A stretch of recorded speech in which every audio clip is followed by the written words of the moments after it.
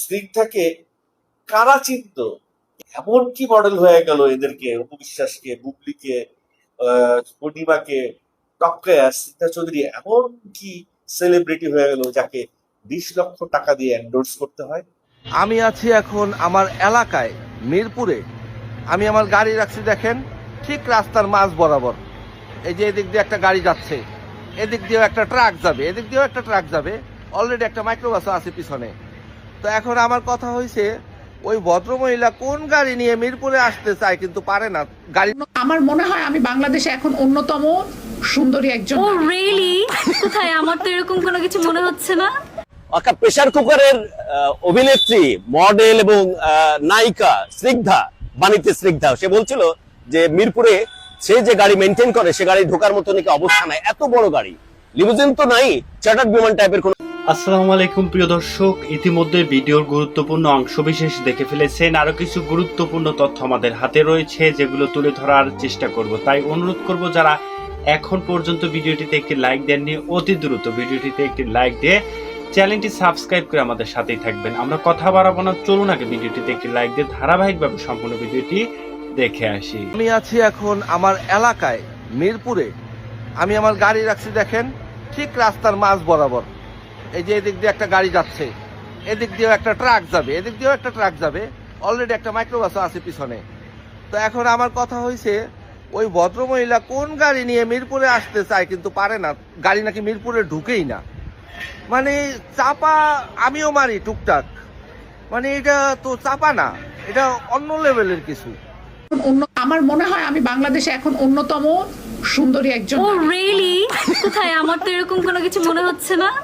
নিজের প্রশংসা নিজে করে। আর ওনাকে ফার্স্ট টাইম আমার মতো কে কে এই যে এখানেই দেখছো একটু কমেন্টস করো। ওনাকে কিন্তু আমি আসলেই চিনি না, মানে উনি আবার নাকি মুভিও করছে। এনিওয়ে, আমার কথা হচ্ছে গিয়ে সে যেহেতু পাবলিক ফিগারে চলে এসছে, পাবলিকলি সে বিচার চাইতেছে, সো আমাদের এখন কথা বলতে কোনো সমস্যা নাই। সো কথা বলতেছি, উনি এক এক সময় এক এক কথা বলে। উনি যেমন একটা ভিডিওতে বলছে, মানে কনফারেন্সে এসে বলছে যে আমি একতলা থেকে কচুরিপানা লাভ দিছি, আবার এই ভিডিওতে বলতেছে হ্যাঁ, সে এই ভিডিওতে বলতেছে সে দোতলা থেকে লাভ দিছে কচুরিপানায়। মানে মানে কনফিউজড হয়ে গেলাম, কবি ভেরি কনফিউজড। ওকে, আবার সে বলতেছে যে কি জানি ফিঙ্গারপ্রিন্ট দিয়েই হচ্ছে কি ফার্স্টেই ঢুকতে হয়, তাহলে কচুরিপানা আবার কোথায়, কোন জায়গা থেকে আবার সে চলে আসলো? মানে এটা না পুরো গরমিল। আবার বলতেছে সে রিক্সা নিয়ে একদম ডাইরেক্ট সে হচ্ছে গিয়ে বসুন্ধরায় চলে গেছে, তারপর তার ফ্রেন্ড তাকে রিসিভ করছে। আবার আরেকটা ভিডিওতে দেখি সে বলতেছে তাকে 300 ফিট থেকে তার ফ্রেন্ড রিসিভ করছে। মানে ও মাই গড, এটি যেহেতু শুনছি এখন কথা বলতে তার সমস্যা নেই। এর আমার কথা হচ্ছে যে তোমার যেহেতু এত ডিল করার, মানে তোমার যেহেতু মানে 20 লাখ টাকার এমন ডিলই ছিল, তাহলে এটা ফোনে হতে পারে বা হচ্ছে গিয়ে ভালো একটা রেস্টুরেন্ট হতে পারে। কেন তুমি যেছে তার ওখানে গিয়েছো? অবশ্যই তুমি ভিকটিম, তোমার সাথে যেটা করা হয়েছে সেটা অবশ্যই সুষ্ঠু তদন্ত করে, যেটা অন্যায় সেটা অন্যায়ের বিরুদ্ধে অবশ্যই আইনের আওতায় আনা হবে বা হোক, এটা আমি চাই। কিন্তু ব্যাপারটা হচ্ছে গিয়ে মানে হয় না যে আমি যেছেই যাচ্ছি, আবার যেছেই মারা খেয়ে আবার চলে আসছি। ও মাই গড, ইনকাম কত হইতে হবে না, এটা বলতে হবে, এটাই প্রশ্ন। রিচ বলতে আমরা বুঝি না কিছু। আমরা রিচ বলতে তো মাসে ধরো 20,000 টাকা ইনকাম হইলে আমরা মনে করি রিচ। তুমি কততে মনে করো? তুমি কত মনে করো? না বলতে হবে। আমার চেয়ে বেশি হতে হবে, আমার চেয়ে অনেক বেশি হতে হবে। কত সেই সংখ্যাটা, অ্যাপ্রক্সিমেটলি সংখ্যাটা বলো। লাখে থাকলে চলবে না, মানে তার মাসিক ইনকাম লাখে থাকলে চলবে না, কোটি হইতে হবে। মানে ধরো তার, আমি ধরে নিলাম সর্বনিম্ন 1 কোটি তার মাসিক ইনকাম হতে হবে। ওকে, তার কত টাকার সম্পদ থাকতে হবে? মাসিক ইনকাম 1 কোটি হইতে হইলে সাধারণত আমরা জানি 1 কোটি টাকা যদি ব্যাংকের থেকে পেতে হয় 100 কোটি টাকা তো থাকতেই হবে মিনিমাম। প্রেসার কুকারের অভিনেত্রী, মডেল এবং নায়িকা স্নিগ্ধা, বাণিজ্য স্নিগ্ধা, সে বলছিল যে মিরপুরে সে যে গাড়ি মেনটেন করে সে গাড়ি ঢোকার মতো নাকি অবস্থা নাই, এত বড় গাড়ি, লিমুজিন তো নাই, চার্টার্ড বিমান টাইপের কোন গাড়ি যেটা কোনোভাবেই মিরপুর রাস্তা ঢুকানো, অনেক বড় রাস্তা কিন্তু। আর আমি দুঃখে আছি অন্য কারণে, যে শালা গরিব আদমি বহু কষ্ট করে চাকরির টাকা দিয়ে একটা ছোট্ট ফ্ল্যাট কিনেছিলাম। এই ফ্ল্যাটের দাম শুধু এই মেয়ের কথার কারণে মিনিমাম 375 টাকা দাম কমে গেছে। এজন্য আমি বলতেছি, হলফ করে বলতেছি, স্নিগ্ধা ভাই তোমার বিরুদ্ধে আমি মিনিমাম 50 টাকার ক্ষতিপূরণ মামলা দিব। আরেকজন মেয়ের নাম হচ্ছে মারিয়া মিম, এরকমই মনে হয় নাম, মডেল আর কিছু একটা আর কি। তো কোনো এক অজ্ঞাত কারণে সবসময় দেশের বাইরে থাকে, কি কারণে থাকে, কোন টাকায় থাকে, কিভাবে যায়, খরচ কিভাবে ম্যানেজ করে, আই ডোন্ট নো। পিপুল তো অনেক কথাই বলে। এই বাণীতে মারিয়া মেয়ে বলছিল যে বাংলাদেশ নাকি তার থাকতে ভালো লাগে না, তার পছন্দ ইউরোপ, স্পেশালি ইউরোপে থাকতে তার ভালো লাগে। মানে আর এই ধরনের মডেল, এই ধরনের মানুষকে কভার করার জন্য বাংলাদেশের প্রত্যেকটা ইলেকট্রনিক প্রিন্ট মিডিয়া ন্যাশনাল পর্যায়ে সবাই বুম নিয়ে ক্যামেরা নিয়ে একদম তাক করে বসে আছে। এই কি চলতেছে দেশে? ভুলে গেলে চলবে না, এরকম একটা সিচুয়েশনে আমি ভাবতেছি বা আমরা ভাবতেছি আমরা বাংলাদেশকে, স্পেশালি আমাদের বাপদাদা 14 পুরুষের রক্তে ভেজা, পানিতে ভেজা, ঘামে ভেজা, কষ্টে ভেজা এই বাংলাদেশ, এটা যে কোনো পরিস্থিতিতে দেশ ছেড়ে যাব না। এ দেশের প্রতি কার্য আছে, এ দেশের প্রতি আমার একটা ঋণ আছে। এ দেশ বড় যত্ন করে আমাকে লালন করেছে, এই বাতাস যত্ন করে আমাকে আগলে রেখেছে, এই গাছ, এই প্রকৃতি আমাকে দারুণ যত্ন করে ভালোবাসা দিয়েছে। এই দেশ ছেড়ে কখনোই যাব না, কোনোদিনও যাব না। কিন্তু কেন চারিপাশে যেন শুধুমাত্র মব কালচার, একজন আরেকজনকে সহ্য করতে পারতেছে না, এত বেশি আনরেস্ট, কেউ কাউকে ভালোবাসতেছে না, কেউ কারো কাছাকাছি থাকতেছে না। সেদিনে দেখলাম একটা বাইক অ্যাক্সিডেন্ট করে পড়ে আছে, একজন মানুষ থামতেছে না যে আমি যে গিয়ে ওই মানুষটাকে একটু উঠে তুলে দাঁড়াতে সাহায্য করি। আশপাশে ছিনতাইয়ের ঘটনা ঘটতেছে, কেউ পাশে এসে দাঁড়াচ্ছে না। খুব বাজে একটা সিচুয়েশনের ভেতর দিয়ে যাচ্ছে। কালচারালি এত বেশি ট্রান্সফর্ম হয়ে গেছে বাংলাদেশ, দেখে আর মন ভালো থাকতেছে না। বাট এটা ঠিক করতেই হবে, আমাদেরকে ঠিক করতে হবে, আমরাই ঠিক করব। এটা আমাদের বাপদাদা 14 পুরুষের লেগেসি, আমাদের শেকড় কোথায় এখানে। যে কোনো মূল্যে এই বাংলাদেশে ঠিক করতে হবে, কারণ এই বাংলাদেশে থাকবো। আর যারা এই বাংলাদেশকে কাঁচরা বানায়, আবর্জনা বানায়, বিদেশ চলে যায়, তাদেরকে প্রতিহত করতে হবে, প্রতিরোধ করতে হবে প্রয়োজনে। বিদায় নিচ্ছি আজ, সবার জন্য অনেক অনেক দোয়া। প্রত্যেকটি প্রাণ ভরে উঠুক ভালো লাগা নিয়ে, আর প্রত্যেকটি হৃদয় শাসিত হোক শুধুই ভালোবাসা দিয়ে। Take care. কোন হসপিটালে লাগে ফিঙ্গারপ্রিন্ট? উড়ি উড়ি উড়ি উড়ি কষা ধরে গেছে, কষা ধরে গেছে, কষা ধরে গেছে। ফিঙ্গারের কথায় পরে আসি, আগে তার পরিচয়টা শুনি। আমি ইংলিশ মিডিয়ামের স্টুডেন্ট। সেই ইংলিশ মিডিয়ামের স্টুডেন্ট, তার কিছু ইংলিশের কথোপকথন শুনি। যার কথা বলার অ্যাবিলিটি নাই। I am educated. অসাধারণ। সে বাংলাদেশে কি করে? সে থাকবে Tom Cruise, Donald Trump, Johnny সুগারের পাশে। আমি একজন অভিনেতা। সে অভিনেতা, একের ভিতর দুই, বহু গুণে গুণান্বিত, অনন্যা অনন্যা, অ্যাডলব খানের সঙ্গী, দুয়ে দুয়ে চার, একেবারে মিলে গেছে খাপে খাপ। কোনো সমস্যা নাই, দুইটা ফিলই নিতে পারবেন। আমি একটা গাড়ি মেইনটেইন করি, এমন গাড়ি যেই গাড়ি মিরপুরে ঢুকবেই না। বাহ বাহ বাহ, ওইটা কি গাড়ি নাকি কার্গো প্লেন যে মিরপুরে ওনার গাড়ি ঢুকিই না? তা বনানীতে চলে কিভাবে? ওনার গাড়ি বনানীতে পাংখা লাগায়া চালায়। যাই হোক, ব্যাপারটা ওইখানে না, উনি পাংখা লাগায়া চালাক না উনি মাথায় নিয়ে গাড়ি চালাক, ওনার ব্যাপার। ওনার গাড়ি মিরপুরে ঢুকিই না, ব্যাপার হয়েছে এইখানে। তো কত বিরাট বড় জমিদারের কন্যা সে, তো সে এত টাকা কোথায় পাইলো?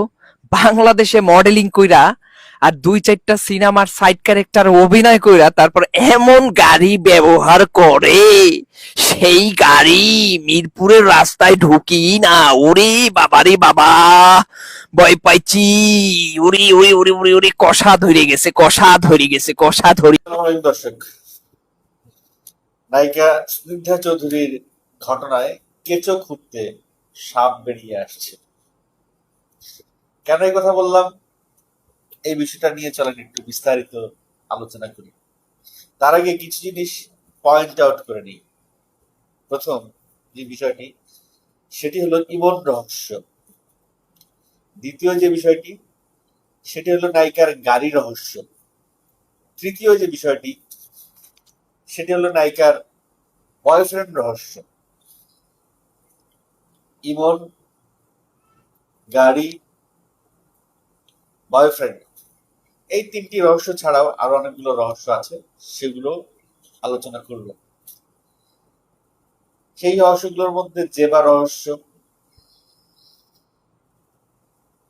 এবং নজরুলের জামিন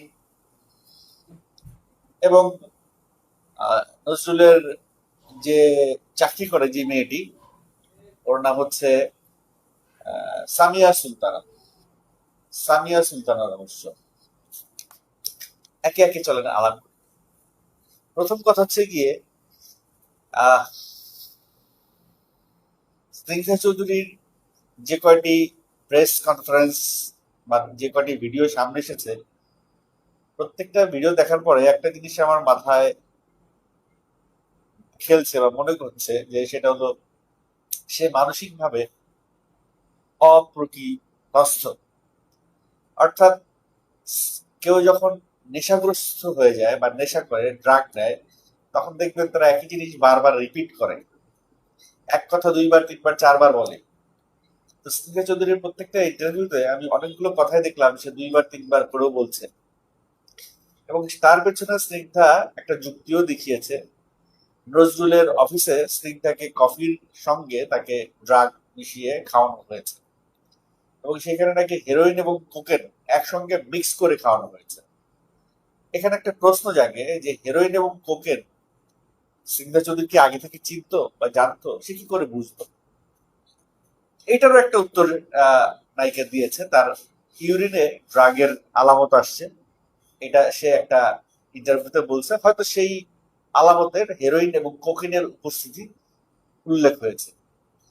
আর কথা হচ্ছে যে নজরুল যেই ধরনের লোক, তার কাছে হেরোইন এবং কোকেন থাকাটা অসম্ভব কিছু না, তার বিষয়ে যে রিপোর্ট আসছে সেই বিষয় থেকে। এখন প্রথমে যে বিষয়টা নিয়ে আলোচনা করতে চাইছিলাম, তার আগে ক্ষুদ্র ক্ষুদ্র একটা বিষয় নিয়ে আলোচনা করছি। এবং আরো একটি বিষয়, সেটা হলো গিয়ে যে একটা লোক তার বউরে চিনতে পারে না, এটা নিয়ে নজরুলের বিষয়টা যখন আলাপ করবো তখন বিস্তারিত আলাপ করবো, মানে এই কোশ্চেনটা সামনে আসলে। আমি যাই হোক, চলেন বিস্তারিত আলোচনায় চলে যাই। এখন ইমন ছেলেটা একটা সিটিং করায় দিয়ে 1 লাখ টাকা কমিশন নেয়। এই ইমন ছেলেটা, ইমন নামের যে কয়টা মানুষ আছে বাংলাদেশে সবার বদনাম করে দিল। এই ইমন নামটার জন্য গত কয়েকদিন ইমন নামে মিডিয়াতে যারা যারা আছে তারা খুব অস্বস্তিতে ভুগছিল। তারা চাইছিল যে আসল ইমন, প্রকৃত ইমন সামনে আসুক, প্রকৃত ইমনের চেহারাটা সামনে আসুক, তাহলে অন্যান্য ইমনদেরকে কেউ আর চোখে তাকাবে না। প্রকৃত ইমনের চেহারা এখনো সামনে আসে নাই, প্রকৃত ইমনের নামটা সামনে আসছে।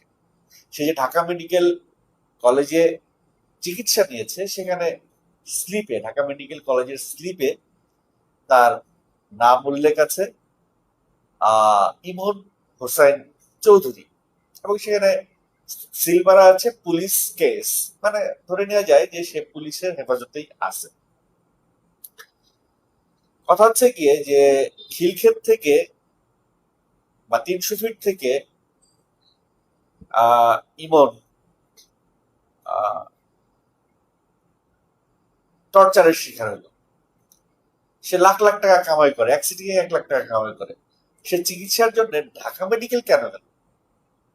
এটার একটা উত্তর হইতে পারে যে তাকে এমন টর্চার করা হয়েছে যে তারকে, সে নিজে হাসপাতালে যাওয়ার মতো অবস্থায় ছিল না, যারা টর্চার করছে তারা নিয়ে ঢাকা মেডিকেলে ফেলায় দিয়ে আসছে, এটা হইতে পারে।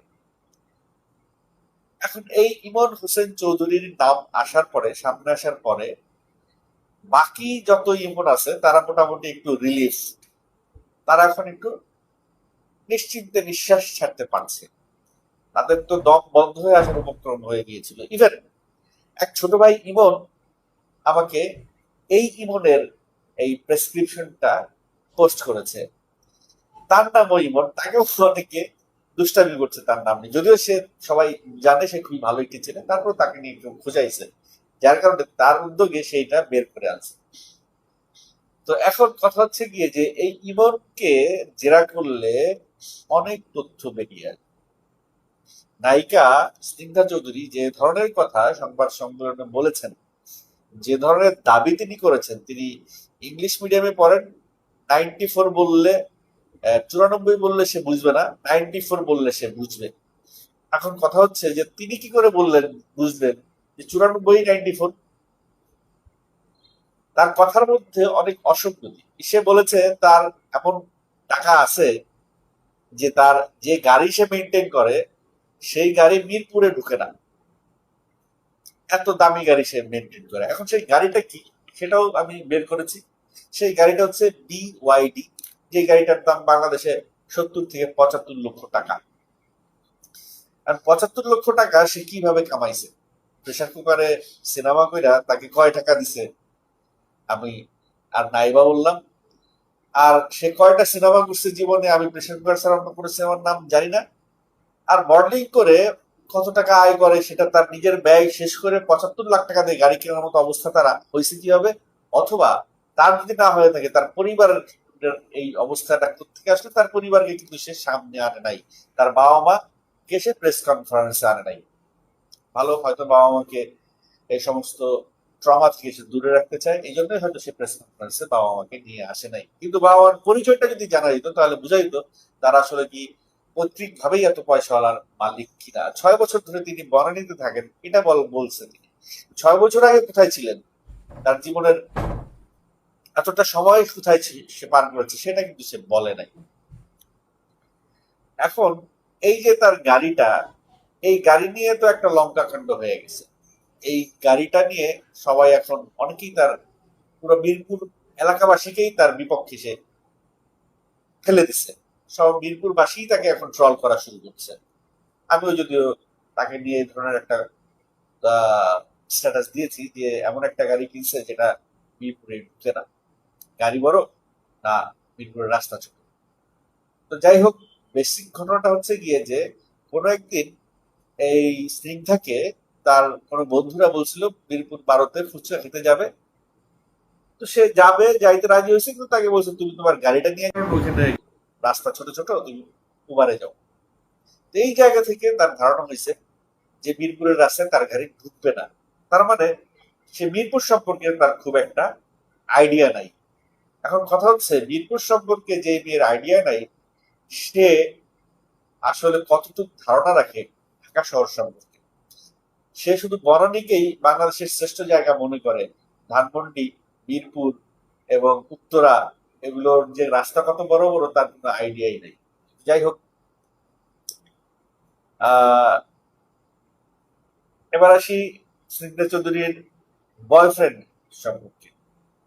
স্নিগ্ধা চৌধুরী বলছে যে তার বয়ফ্রেন্ড এত পাওয়ারফুল যে নজরুল ইসলাম তার কিচ্ছু করতে পারবে না। অথচ এই স্নিগ্ধা চৌধুরীকে নজরুল ইসলাম পিটাইলো, তার বয়ফ্রেন্ড এখনো কিছুই করলো না। তার বয়ফ্রেন্ড কে রাইখা সে নজরুল ইসলামের সঙ্গে দেখা করতে গেল। তার বয়ফ্রেন্ড নাকি তার সঙ্গে বডিগার্ড দিয়ে দেয়, সেই বডিগার্ডকেও সে সাথে নিয়ে যায় নাই, তার নিজের গাড়িটাও সে ওইখানে নিয়ে যায় নাই। তার মাকে 1.5 ঘন্টা পরে বাসা থেকে গাড়ি এনে মাকে পাঠাই দিল। সে যখন দেখলো ওইখানে সিচুয়েশনটা খুব রহস্যজনক, সে রয়ে গেল 1.5 ঘন্টার পরে, মানে তাকে আটকে রাখছে। তার মাকে ছেড়ে দিচ্ছে, তাকে আটকে রাখছে। তার ভাষ্য হচ্ছে যে নজরুল ইসলাম তাকে আটকে রাখছে। এখন কেমন মা যে মেয়েকে আটকে রাখছে, মা চলে আসলো, এই প্রশ্নটা উঠতেই পারে। কেউ কেউ বলছেন যে স্নিগ্ধা চৌধুরী নজরুল ইসলামের অফিসে এর আগেও গেছে, কিন্তু স্নিগ্ধা চৌধুরী বলছেন যে সে ওখানে প্রথমবারই গেল। এখন স্নিগ্ধা চৌধুরীর নাম্বারটা যদি লোকেট করা হয় তাহলে তার নাম্বার কতবার নজরুল ইসলামের বাসায় বা তার অফিসের কাছাকাছি সেটা তো বের করা সম্ভব। টেকনোলজিকে স্নিগ্ধা চৌধুরী ফাঁকি দিতে পারবে না। এখন স্নিগ্ধা চৌধুরী বয়ফ্রেন্ডের জেট দিয়ে স্নিগ্ধা চৌধুরী বললো তার বিচার যদি না হয় তাহলে সে বাংলাদেশকেই নাকি ডুবাইয়ে দিবে। এটা একটা রাষ্ট্রদ্রোহী কথার সামিল। বাংলাদেশকে ডুবাই দিবে তার বয়ফ্রেন্ড, কত বড় বয়ফ্রেন্ড, সেই পরিচয়টা স্নিগ্ধা চৌধুরী সামনে আনে নাই। আচ্ছা, থাকতেই পারে, একজনের পাওয়ারফুল বয়ফ্রেন্ড থাকতেই পারে। এখন কথা হচ্ছে গিয়ে যে এত পাওয়ারফুল বয়ফ্রেন্ড থাকার পরেও সে কেন তারেক রহমানের শরণাপন্ন হচ্ছে বিচারের জন্য? এসব তো তার বয়ফ্রেন্ডই মানে ইয়ে করে দিতে পারে, সলিউশন করে দিতে পারে। যাই হোক, যেবা স্নিগ্ধার কথায় এই যে অসংলগ্ন বিষয়গুলো, এগুলোর কারণে তার বিচার চাওয়াটা অনেকটা দুর্বল হয়ে যাচ্ছে। তাকে তার কথাবার্তায় একটু সংলগ্ন হতে হবে। সে এমন কথাও বলে ফেলছে যে সে অন্যান্য নায়িকাদের মতো না, সে অনেক ক্লাসি নায়িকা। তাহলে কি বুবলি, অপবিশ্বাস, পূর্ণিমা এরা কি? এই কথাটা তো তাদের গায়ে গিয়ে লাগলো, এবং তার এই কথার কারণে অনেক নায়িকা এখন তার সঙ্গে নাই, তার ব্যাপারে মানে তার কথাই বলছে না। অনেক নায়িকা তার ব্যাপারে জাস্টিসই চাইছে না। তার সহকর্মী হিসেবে নাজিফা তুষি এবং তার প্রেসার কুকার সিনেমার কয়েকজন শিল্পী ছাড়া খুব বেশি শিল্পীকে দেখলাম না তার জন্য জাস্টিস চাই। আমি চেয়েছি, সে আমার সহকর্মী না হলেও চেয়েছি, কারণ কোনো মেয়ের উপরে এরকম নির্যাতন হতে পারে না, তারপরেও তার উপরে এরকম নির্যাতন হতে পারে না। No means no. মেয়েটা যদি অসম্মতি জানায় তাহলে তাকে ছেড়ে দিতে হবে, তার উপরে কোনো প্রকার বল বা চাপ প্রয়োগ করা যাবে না, তার উপরে সেটা করেছে নির্যাতন শারীরিক, এটার অবশ্যই বিচার পেতে হবে। এখন আসি জেবা তাকিয়া এই মেয়েটার বিষয়ে। এই জেবা তাকিয়া একটা ইন্টারভিউতে বলছে যে সে নজরুলকে একবারই দেখছে জীবনে, একটা ইন্টারভিউয়ের কাজে গেছে, ইন্টারভিউ শেষ সরি একটা বিজ্ঞাপনের কাজে, ওবিসির কাজে গেছে, ওবিসির কাজ শেষ করে চলে আসছে। ওই ওবিসির পরে নজরুল তাকে কয়েকবার ফোন করছে, সে ব্লক করে দিছে, এবং ওই নজরুল তাকে কয়েকবার প্রলোভন দেখাইছে যে চাকরি বাকরি ছাইরা, এই মডেলিং ছাইরা তার চাকরি করুক, তার সমস্ত খরচাপাতি সেই নজরুল দিবে, কিন্তু জেবা সেটা মেনে নেয় নাই। এটা জেবা একটা ইন্টারভিউতে বলেছে। কিন্তু নজরুলের ভাষ্য হইল গিয়া নজরুল জেবাকে 2বার বিবাহ করছে, নজরুলের কাছ থেকে জেবা 1.5 কোটি টাকার মতো কাপলিং করছে। জেবার হাজবেন্ড আসার পরে নজরুল জেবা গায়েব হয়ে গেছে, এর আগে সে নজরুলের সঙ্গেই ছিল। এবং স্নিগ্ধারও দাবি যে জেবার বাড়ি নানা বাড়ি খিলক্ষেত, জেবা সঙ্গে নজরুলের একাধিকবার যোগাযোগ এবং দেখা সাক্ষাৎ হয়েছে। এখানেও কিন্তু টেকনোলজির হেল্প দিতে পারে তদন্ত কর্তৃপক্ষ। জেবার ফোন নাম্বার এবং নজরুলের ফোন নাম্বার যদি তারা ট্র্যাক করে, তাহলে কতবার তারা কথা বলছে, কতবার তারা কাছাকাছি হয়েছে, কতবার তারা এক জায়গায় হয়েছে, সব কিন্তু বেরিয়ে আসবে। জলবা কিন্তু মিথ্যার আশ্রয় নিতে পারবে না। যাই হোক, ধরে নিচ্ছি জেবার দাবি এবং স্নিগ্ধার দাবি তারা যেহেতু মুখ দিয়ে বলছে সেটাই সত্য। এখন তদন্ত করে যেটা বেরিয়ে আসবে সেটা তো পরে আসবে, তার আগ পর্যন্ত তারা যেটা বলছে সেটাই ধরে নিতে হচ্ছে, ধরে নেওয়ার খাতির। এখন এই নজরুল জেবা ভেবে স্নিগ্ধাকে টর্চার করলো কেন? একটা লোক তার স্ত্রীকে চিনতে পারলো না। নজরুলের দাবি জেবাকে সে 2বার বিয়ে করছে এবং জেবাকে সে চিনতে পারছে না। এখানে স্নিগ্ধার একটা পয়েন্ট হইল যে এই নজরুল নিজে একজন অ্যাডিক্টেড মানুষ, সে একটু আগের ঘটনা একটু পরে ভুলে যায়, যার কারণে সে জেবাকে স্নিগ্ধার সঙ্গে মিলিয়ে ফেলেছে। এটা হইতে পারে, একজন যখন নেশাগ্রস্ত হয়ে যায়, অ্যাডিকশনে পড়ে যায়, চরম লেভেলে চলে যায়, তখন এটা অস্বাভাবিক কিছু না, হইতেই পারে। কিন্তু কথা হচ্ছে যে জেবা যখন ইন্টারভিউতে স্নিগ্ধাকে নিয়ে 2-1টা নেগেটিভ কথা বলেছে, তখন স্নিগ্ধা জেবার ব্যাপারে খেপে গেছে। এইখানেই কিছু ঘুরতে সাপ বেরিয়ে আসছে। স্নিগ্ধা এখন জেবার অতীতের সকল কর্মকাণ্ড ফাঁস করে দেওয়ার থ্রেট দিয়েছে, কিছু কিছু কথা সে বলেও দিয়েছে। সে কতগুলো ছেলে মানে স্নিগ্ধার মতে জেবার কাজই হচ্ছে ছেলেদের সঙ্গে প্রেম করা, তাদেরকে খসানো, এবং এটার জন্য তার অনেক বিচার আচার, মানে তাকে নিয়ে অনেক গসিপ, তাকে নিয়ে অনেক কিছু হয়েছে, এবং কোরআন শরীফের উপরে প্রতিজ্ঞাও করেছে যদি জেবার ব্যাপারে। এখন জেবার উপরে স্নিগ্ধার এতটা খেপার কারণ হচ্ছে গিয়ে, এক হলো জেবা ভেবে স্নিগ্ধাকে পিটাইছে, এই পিটানোর রাগ জেবার উপর রয়ে গেছে। আর জেবা স্নিগ্ধাকে নিয়ে 2-1টা অডাসিটি করছে, 2-1টা মন্তব্য করেছে যে জেবার এক্স বয়ফ্রেন্ড, স্নিগ্ধার এক্স বয়ফ্রেন্ডরা জেবার প্রশংসা করতে বলে স্নিগ্ধা এই ধরনের কথা বলেছে। তো মূল ঘটনা হয়ে গেছে এখন এরকম যে জেবা আর স্নিগ্ধা 2জন এখন হয়ে গেছে ইগো প্রবলেমের জেরে দুজনের শত্রু হয়ে গেছে। দুজন দুজনের কে খুঁচায় 2জনের গোপন রহস্য বের করে দিচ্ছে। এখন এই নজরুল ইসলাম আবার এই স্নিগ্ধা যখন সংবাদ সম্মেলন করলো তার আগেই থানায় আত্মসমর্পণ করে জামিন নিয়ে নিছে। নজরুল ইসলামদের সঙ্গে থানায় খুব ভালো ইয়ে থাকে, আতাত থাকে, কারণ নজরুল ইসলামের নামে ওয়ারেন্ট থাকা সত্ত্বেও নজরুল ইসলামের পুলিশ খুঁজে পায় না, অথচ এই নজরুল ইসলামরা নির্দ্বিধায় ঘুরে বেড়ায়। এখন কথা হচ্ছে এই নজরুল ইসলাম স্নিগ্ধাকে বলছে যে তারেক রহমান, সালাউদ্দিন সাহেবরা তার পায়ের কাছে এসে পড়ে থাকে, সে এতটাই ক্ষমতাধর। এখন নজরুল ইসলামের এই কথা যদি স্নিগ্ধার কথা অনুযায়ী সত্য হয়ে থাকে, তাহলে তো এটা তারেক রহমান আর সালাদিক সাহেবের প্রেস্টিজ ইস্যু হয়ে গেল, যে তারা নজরুলের পায়ে ধরে বসে থাকে। এই কথা শোনার পরে তাদের রিয়াকশনটা কি হবে, এটা কিন্তু আমার একটা দেখার বিষয় হয়ে দাঁড়িয়েছে। এখন এই নজরুল ইসলাম বলেন বা বসুন্ধরা গ্রুপ বলেন, রাশিয়ান সিটি বলেন, বড় বড় যারা ভূমিদস্যু আছে, তাদেরকে বাংলাদেশের আইন এখনো পর্যন্ত কিছু করতে পারে নাই। তারা কেমনে কেমনে জানি বাইরে হয়ে যায় ফাঁক করতে।